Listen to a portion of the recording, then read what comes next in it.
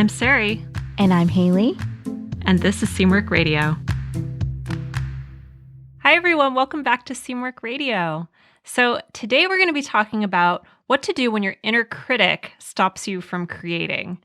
And today we're going to cover where that critical voice comes from and how other people in the Seamwork community experience it, and some specific practices that we've come up with and also ones we've heard from the community that can help you to get around it.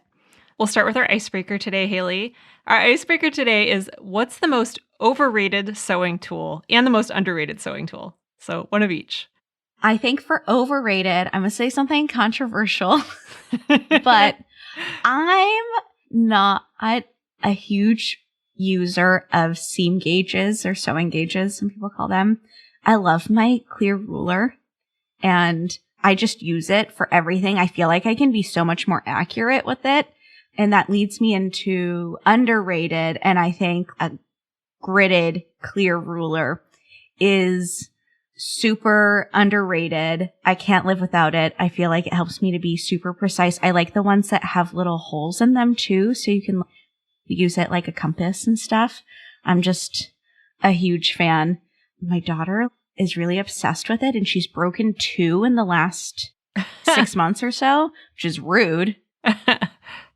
Children are so rude. My favorite tool. Toddlers are just so rude. Tell me about it. Are you talking about the thin rulers, or are you talking about like the really big quilting ones that are like really wide? Yeah, I like the 2 by 18 inch flexible clear ruler. I have one of the big quilting ones, but I feel like I only really use that when I'm doing things like cutting bias tape or actually quilting. But I love the flexible clear rulers. And I'm also particular. I like the ones with the red grid over the ones with the blue grid. That's very specific. I like both, but I like the thick ones because you can cut with a rotary cutter next to them and not have to worry about nicking it as much because they're thicker. They're a lot thicker than the little skinny ones, but they're both really helpful. Yeah. What about you, Sarai? I was just talking about this with Meg and Sienna on our team. I don't know if I would consider this overrated because I don't think it's something that's really popular, at least among garment sewists, but those fork pins, some people just love them, and they're used more in the quilting world than they are in the garment sewing world. But if you don't know what they are, they're pins, and there's 2 prongs on them, and they're connected at the top. And the purpose of them is to really hold fabric in place. So if you're sewing adjoining seams, it really holds them in place so that they are lined up when you're done sewing. When I first heard about them, I was like, wow, that's so cool. The concept is great. But when I actually tried them, like, I just do not get it. They seem really thin, so it's like always really hard to get them through multiple layers of fabric. To me, the result has not been much better than just using 2 pins separately. So I'm sure other people have had better luck with them. Maybe it's just a me thing, but to me, that's just not a tool that I need in my toolbox. And then underrated, I think something that's really underrated are pinking shears, because I used to have a lot of vintage clothing. I still have some, but really older vintage clothing. And back then, a lot of seams were finished simply with pinking shears, and they've stood the test of time. They're still holding up all these years later. And I think pinking shears are just the super, super easy way that you can finish your seams without a serger, because back in the day, people didn't have home sergers. Not many people use them. They're not suitable for all fabrics, so that's a big part of why they're not always used. But if you're using more of a stable fabric like cotton or something like that, I think they're great and really, really easy to use. So I think that's something that people don't necessarily think about a lot these days. But I love pinking shears. That's a good one. Yeah. If you have an icebreaker for a future episode for us, if you're a Seamwork member, you can go to seamwork.com/go/icebreakers, and that'll take you to a post on our community where you can share yours, and maybe we'll use one on a future episode. But today, we are going to be talking about the issue of your inner critic. So what we're going to be talking about is not necessarily the fact that you critique yourself, because I think we all do that, but it's more when it stops you from actually creating, when it stops you from doing what you want to do because of that criticism. I thought I would start by talking about something that I learned recently that was sort of a neat framework for exploring where this voice comes from and why you have it and kind of how you relate to it, which is I recently read this book by a neuroscientist named Jill Bolte Taylor. And if her name is familiar to you, she had a really viral early TED Talk called My Stroke of Genius, where she talks about the fact that she had a stroke that completely took the left side of her brain offline, as she says. So basically, for a while until she fully recovered, she had only the right side of her brain, and how that really changed the way she experienced the world. And if you haven't seen that TED Talk, I highly recommend it. It's really, really interesting. She's a great speaker, just an amazing person. It's called My Stroke of Genius. We'll link it in the show notes. But she recently wrote a book called Whole Brain Living, and she breaks down this concept of the right and left brain. And the way she explains it is basically that you have 4 sort of characters within your brain. So everybody knows you have maybe not everybody knows, but a lot of people know you have a right side and a left side of your brain. So you have these 2 hemispheres of your brain. And a lot of people kind of think, oh, the right side is the creative side, the left side's the analytical side, which is true to an extent, but it's a little bit more nuanced than that. So what she explains is that you have 2 characters within each side of your brain. So you have a left thinking part and a left emotional part. You have a right thinking part and a right emotional part. And I'm not going to get into all of their different functions, but it's the left emotional part, so that kind of more analytical side of your brain, but the more emotional part of that side of your brain. And that's the side that's always looking for problems and always on the lookout for things to worry about and be anxious about. And that's a big part of where your inner critic comes from. And it sounds like a bad thing, but it's actually really critical to our survival. We need that part of our brain to always be looking out for problems just in order to survive, in order to look for danger and for things that are going wrong in the world that we need to be aware of and we need to address. But it's also where the voice inside your head that tells you, I'm not good at this, I'm going to fail at this isn't going to work out. Those kinds of messages come from. It's that part of your brain just trying to protect you. And so I thought that was a really interesting way of thinking about it, because it's not necessarily something that you need to fight. It's something that you need to understand and accept and know why you have that and figure out how to relate to it in a more healthy way. So I've found that really, really helpful as a way of thinking about it. And I feel like this is something that a lot of writers and a lot of artists and creative people have talked about over the years. Stephen Pressfield is an author. He wrote a book called The War of Art. If you haven't read it, it's really good. He calls this the resistance. This is kind of the part of yourself that doesn't want to do the work, that doesn't want to, that kind of fights you every step of the way when you're doing something creative. And it's just a natural part of who each of us is as human beings, I think. It's really interesting to think about where it comes from. It's not a bad guy. It's trying to help you. It's just doing it in a way that's not always productive necessarily. So, Haley, I wanted to talk about our own experiences with this. So I was wondering, when do you feel the most self-critical? I think that during the creative process, when I'm in my own head or in my own sewing room, that part of the creative process for me comes really naturally. And of course, I'm critical of myself. I frame those critiques in more helpful ways in my mind of, how I can improve something or make it better, whatever, that kind of stuff. But for me, when my inner critic gets the best of me is when I come out of my little shell of creating and want to share that creativity with the world, whether that's sharing something I made on social media or presenting my designs to the team. I feel like it's just, for me, so vulnerable sharing that kind of stuff. And I get into that kind of like fortune telling mentality of trying to guess what people are going to say or think, and usually guessing kind of worst case scenarios. Mm-hmm. Yeah, that's that part of your brain trying to protect you. That's really interesting. I think a lot of people probably feel that way. I think for me, it manifests very early. Just getting started on something can be challenging for me. Part of it is that I have this really fraught relationship with time, and I always feel like, is this the best use of my time? Is this something that I want to spend my time on, or should I be spending it on something else? And I think part of that does come from the inner critic and this like need to be perfect and do all the things and choose the best thing and optimize everything in my life. And I think that's very related to the inner critic, that kind of perfectionist voice. So that's to me where it really manifests. I have all these projects in my head and I can't seem to get started on any one of them oftentimes because I'm afraid of not doing it perfectly or making the perfect choice. Is there a time that you feel like your inner critic stopped you from doing something that you wanted to do? Yeah, right now, actually. Another thing that I really, really enjoy is writing. If you're on our email list, I send out newsletters once or twice a week, and I really love writing those. I just love writing, and I really have wanted to start a new writing project outside of work.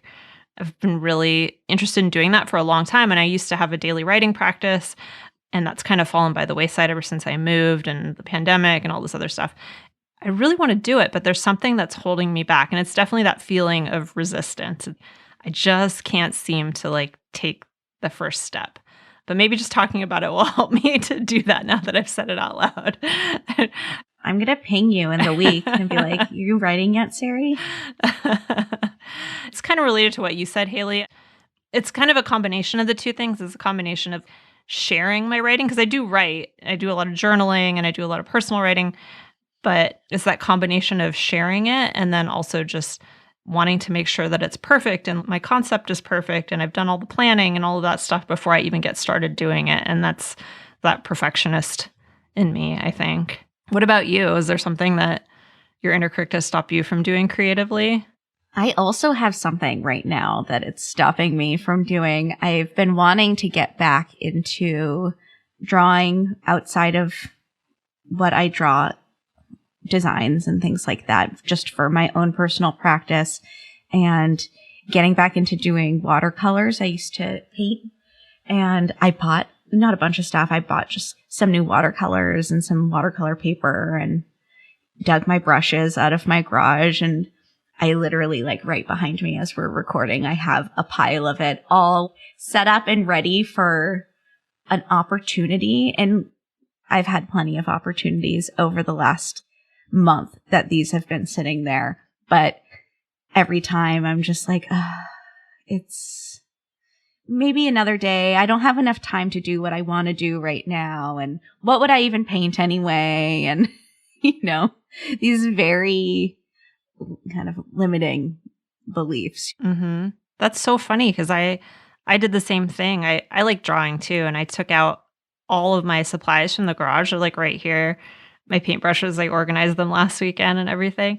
But the funny thing was I had this big box of supplies in my garage, and I took it out and I brought it upstairs and I opened it, and it was like 90% blank pads of paper, which I think is a metaphor for something. It was this huge box of watercolor paper and mixed media paper and sketchbooks, and a lot of them had like a few pages filled or nothing filled in them at all, but just this huge amount of blank paper. And I feel like that kind of says it all about, I think, how we all feel about a lot of these creative pursuits that we really want to get into and just can't seem to get over that bump in our minds.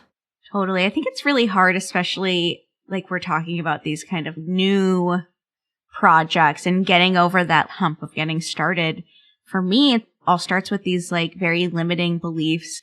You're either good at this or you're good at that. Like you're either book smart or you are an athlete, or these just like silly things that we try to shoehorn children into, and then it ends up affecting us the rest of our lives. Yeah, I feel very strongly about that too. I feel like I was definitely a product of that kind of environment where you couldn't be good at math and science and also be interested in art. You have to pick one or the other, those kinds of things. I think another limiting belief, which comes more from adulthood than childhood, is just that everything needs to have some kind of a purpose to it. you need to be able to sell it, or you need to be able to do something with it, or you have to share it on Instagram, or it has to have some kind of purpose outside of whatever it serves for you personally, which I think is a real limiting belief that I have. Like, I think about doing things like drawing and painting, and I think I would love to do that. It really makes me feel good. It really helps me to slow down and enjoy the moment. But then what? Then what do I do with it? Is that the best use of my time when I could be? And I think that comes down to, the earlier episode we did on the cult of efficiency we were talking about, and this idea of trading time for money, and that's the only good use of your time is if you can use it productively, quote unquote productively.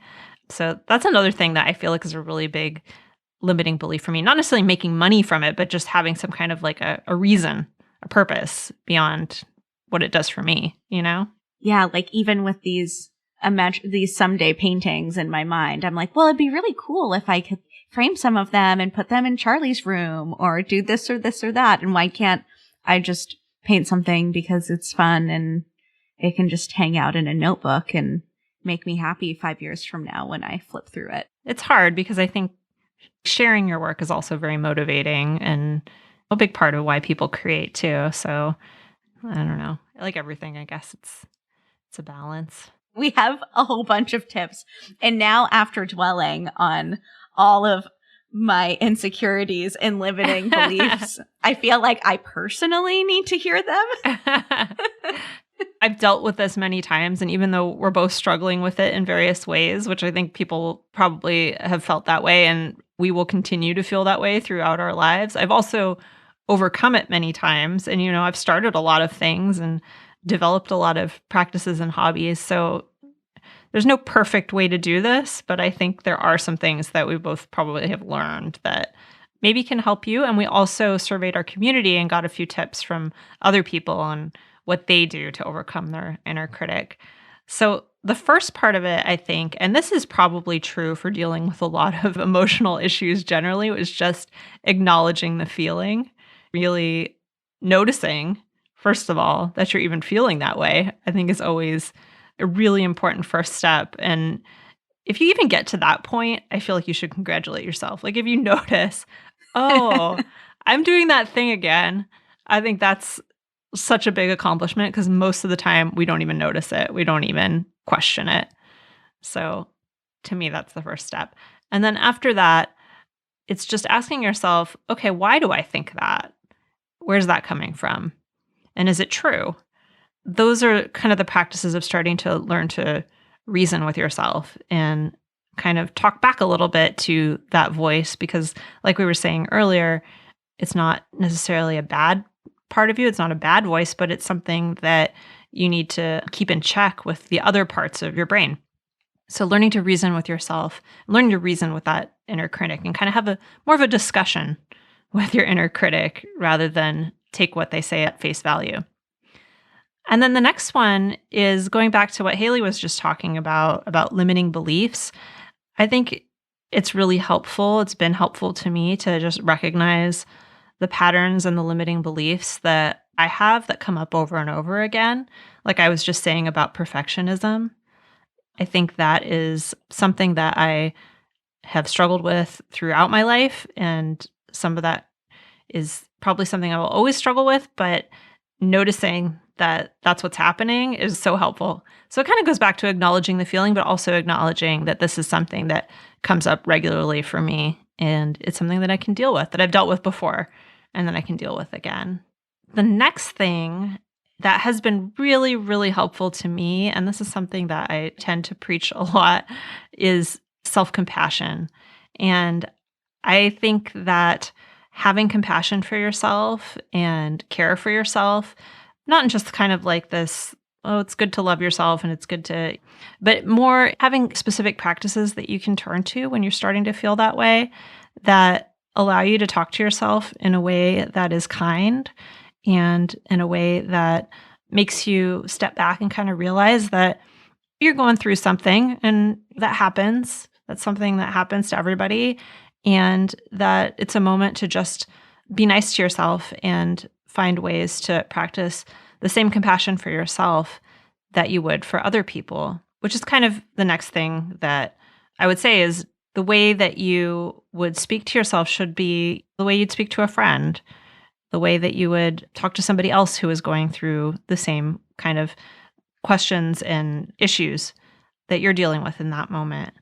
So I think that's a big part of self-compassion is just learning how to speak to yourself. I think it's something not a lot of people, at least I didn't really think about it until I started kind of investigating these things. Obviously, we all have voices in our heads that say different things to us at different times, but really recognizing that you have all these voices and that you can talk back to those voices, and the way that you choose to do that will have a really, really big impact on how you approach things has been really, really instrumental for me, at least. I'm not just talking about positive thinking, like just always think positive. That's kind of the opposite in a way of what I'm saying. I think acknowledging those sad feelings and those hurt feelings and those worried feelings and really sitting with them and being kind to yourself, no matter if you're having those feelings or not having those feelings, is what I'm trying to get at, rather than just talk to yourself and say positive things.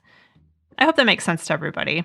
For me, it's more about kind of circling back to one of the previous tips and questioning the feeling. It's okaying the feeling. If my inner critic is making me feel really scared, okaying that feeling with myself and then digging into why that is. Because if a friend was telling me that they are doubting themselves and feeling this way, I would be like, why do you think you feel that way? What's going on? Like, I wouldn't just be like, don't feel that way. I think that's where sometimes positive thinking, that's quote unquote positive thinking, kind of leads people into shaming yourself for feeling bad and kind of like, oh, I should not feel that way. I should be thinking positive. I should be happy about this all the time. And I think that is not really realistic. It doesn't allow you to kind of deal with whatever the stress is that you're feeling at that moment. It just kind of suppresses it. I just want to say, we're not therapists or anything. We're not like, but these are the things that have helped us personally in dealing with these problems, which I think all of us have different ways of coping, which is why I wanted to share some of the tips from our community as well. Haley, do you want to read the first one? Yes. So this first one is from Diane, and they say, my inner critic has stopped me from trying to do many things over my lifetime. Its favorite trick has been shaming me for whatever. I learned to call it out and even talk to it if necessary, saying, bug off. Yeah. Thanks for the thoughts. Now moving along. It gets bored when its tactics don't work. I love that. This one cracks me up. I love the idea of calling out the voice in my head. Mm-hmm. I'm over here recommending acknowledge the feeling, question the feeling. And Diane's like, no. Just tell it to leave. Yeah. Makes me laugh. And I love that, Diane. Thank you for sharing that with us. And I hope that other people enjoy that tip as much as I do. Well, I think she's getting at something important, which is, I think it does come back to kind of acknowledging it and then naming it for what it is, right? This is, it's just my inner critic coming up again, telling me I can't do that. You can leave now. Yeah, being totally unhelpful. And if someone in real life were to come up to me and give me some kind of unhelpful criticism, that's exactly what I would say. And be like, and the point of that is ... What? And just like your inner critic, it's going to get bored, like Diane says. Yeah, and totally. If you're not responding. If your inner critic is a bully, you should treat them like a bully. So the next one is about using humor, which I think is another really good tactic that we haven't talked about yet. So this one comes from Amy D. And Amy said, my inner critic can give me unexpected anxiety, and I'm not an anxious person. Therefore, when I feel anxious about a project, that becomes my red flag, and then I pretty much start laughing. I laugh because I realize that I'm giving way too much influence and authority to a piece of fabric, technique, or whatever it is. I remind myself not to sweat the small stuff and take a break. I love that. Amy seems like a very healthy person. yeah. I admire you, Amy. I do that a lot when I feel like I'm taking a project too seriously. I'm like, what are the stakes here? I'm not performing open heart surgery. This is a dress I'm making for myself for fun. Using humor to lighten the mood is usually, I'm not going to say always, but usually, and in this case especially, a good bet. I don't know if I ever get to the point of laughing at it, but I do sometimes think, oh, this is silly. Like, this is ridiculous. Come on. I roll my eyes at myself a lot. My inner teenager is responding to my inner critic now. My inner teenager is a big part of who I am, I think. Yeah.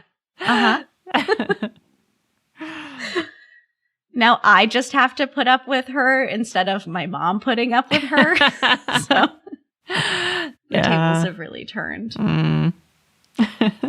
Okay, we have one more tip from the community, and this one is all about sewing as self-care, and it comes from Carla. Carla says, working past criticism is always difficult, and self-criticism is always the hardest to get past. I found if I think of my project more along the lines of self-care, like I'm going to get my hair or my nails done, I find the anxiety of, will it even turn out, sort of fade into the background because I'm more focused on enjoying the process than focusing too much on the high bar that I might have set for the end project. What's that saying? It's not about where you end up, but how you get there. End quote.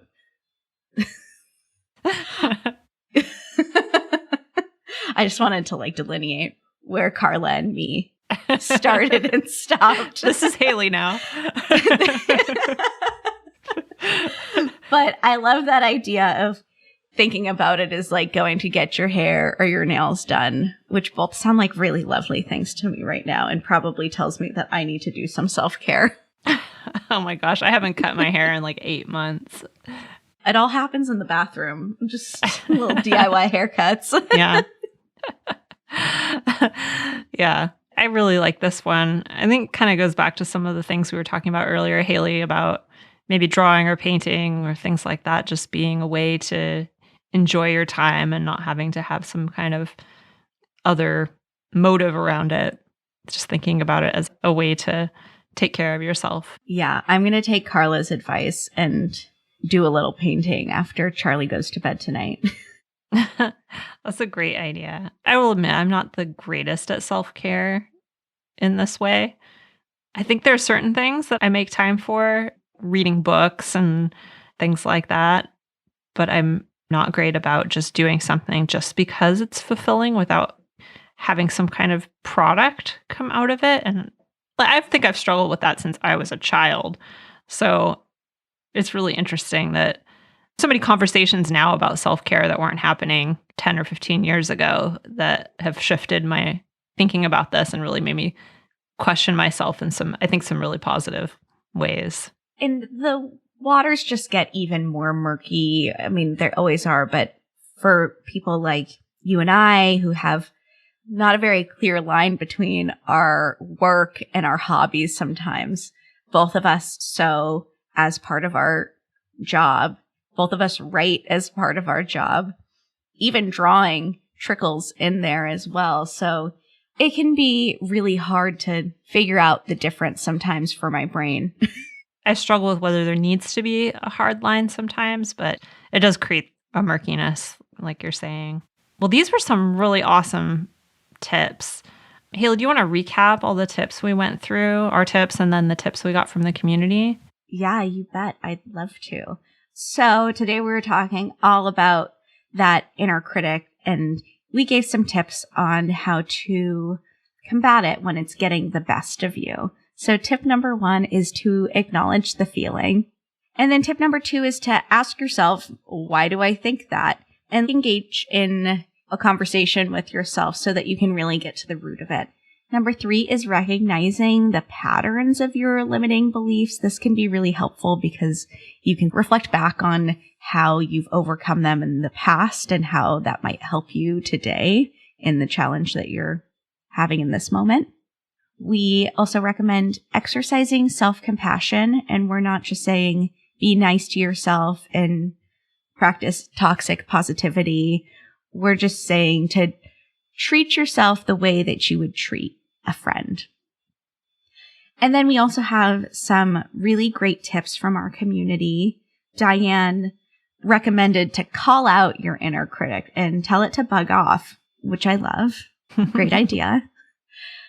Amy D recommends using humor and to laugh at yourself when maybe you're taking yourself just a little bit too seriously. And then Carla recommends practicing sewing as self-care and treating it like you're going to get your hair or your nails done or something super lovely for yourself. I also want to mention that these tips came from a thread we have on our community. And if you're a Seamwork member, I recommend going and checking that thread out because there were a lot more tips. We couldn't include them all. We had to whittle it down. So just tips, but also just other people's experiences that were really interesting to read. We had some really great conversations and those are continuing to happen. So we will definitely link that in the show notes. So if you're a Seamwork member, you can go ahead and join in on that conversation as well. We also talked about the TED Talk, My Stroke of Genius, and book Whole Brain Living, that's by Jill Bolte-Taylor, which we will also link in the show notes. And if you liked this episode, we ask you to please leave us a review. It really helps other people who like sewing and like talking about and listening to sewing find us.